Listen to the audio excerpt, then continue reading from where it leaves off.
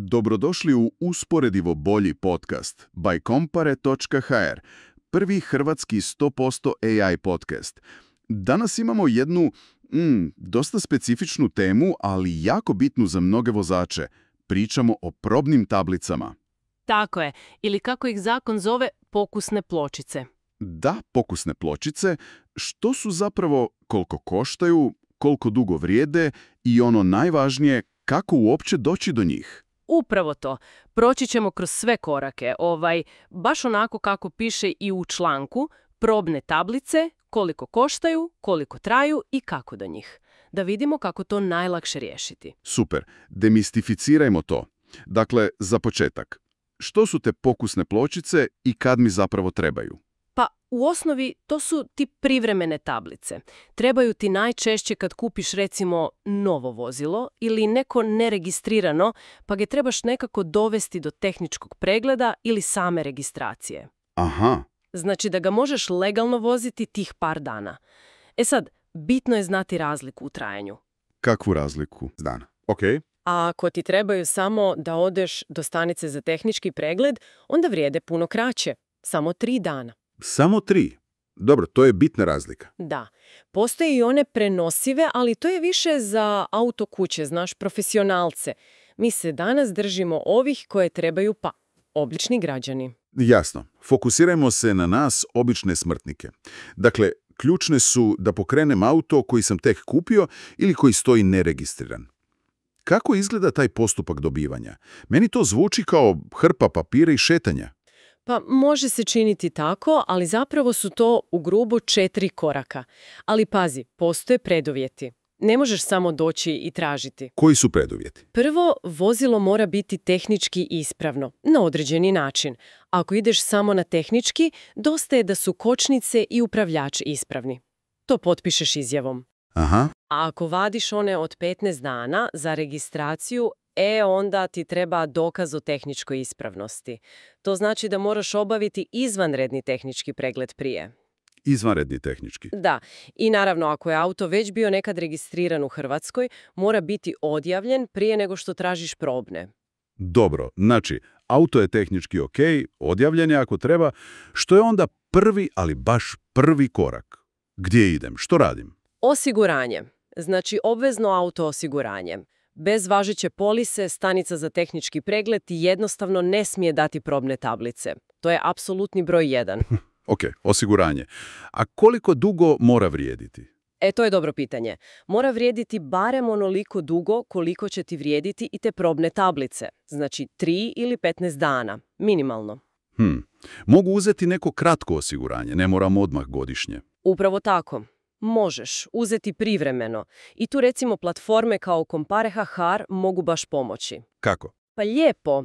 Tamo možeš na jednom mjestu usporediti ponude različitih osiguravajućih kuća, vidiš cijene, uvjete i možeš čak ugovoriti policu online ili telefonski. Bilo privremenu, bilo odmah godišnju ako želiš. Znači, nema obilaska poslovnica? Nema. I njihovi agenti ti mogu pomoći i savjetovati što je najbolje za tvoju situaciju. Stvarno praktično. To zvuči dobro, štedi vrijeme. Ok, imam policu osiguranja. To je riješeno. Korak 2.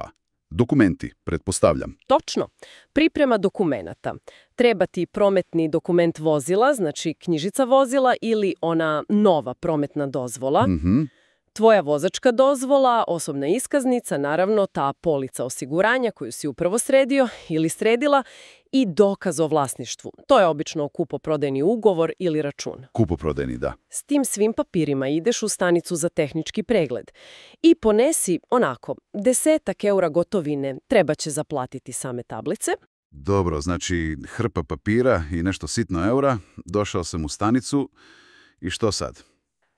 Tamo tražiš i ispunjavaš jedan obrazac. Zove se zahtjev za izdavanje pokusnih pločica. Zahtjev? Standardno.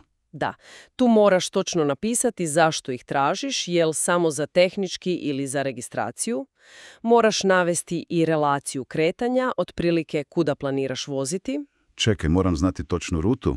Pa ne baš u metar, ali recimo od mjesta A do mjesta B, otprilike. I naravno datume za koje ti trebaju. Ako su one od 3 dana, potpisuješ i izjavu da su kočnice i volan ispravni, a ako su one od 15 dana, prilažeš onaj dokaz izvanrednog tehničkog. Jasno. I kad sve to predam i odobre mi, što dobijem? Dobiješ te pokusne pločice. One su zapravo naljepnice. Bijele s crnim oznakama. Naljepnice? Ne metalne? Ne. Lijepe se. Jedna sprijeda, jedna straga. Na mjesto gdje inače idu registarske.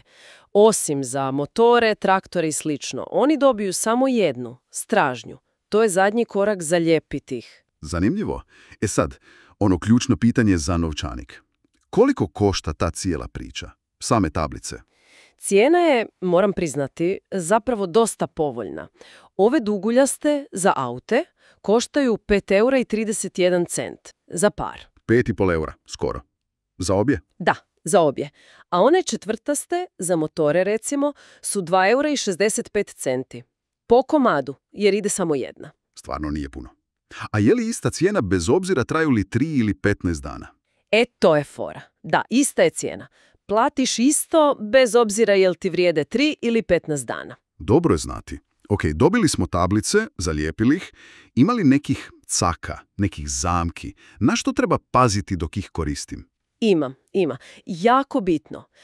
Uz te naljepnice tablice dobiješ jednu potvrdu. Nju moraš uvijek imati sa sobom u autu. Potvrdu? Zašto? Pa, ako te policija zaustavi, moraš je pokazati uz prometnu i vozačku. Ako je nemaš, kazna je 30 €. 30 eura samo za papirić? Auč. Da. Druga bitna stvar. Kad isteknu, moraš ih odmah skinuti. Znači, ako ti vrijede do srijede, u četvrtak ujutru više ne smiju biti na autu.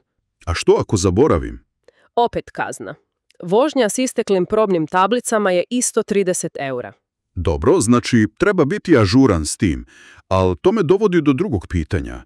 Što ako, recimo, uzmem probne na 15 dana, ali ne uspijem registrirati auto u tom roku? Isteknu mi probne, a auto i dalje ne registriran. Što onda? Onda počinju pravi problemi i veće kazne. Kolike? Vožnja neregistriranog vozila, znači bez ikakvih valjanih tablica, možete koštati i do, 260 €. Skupo.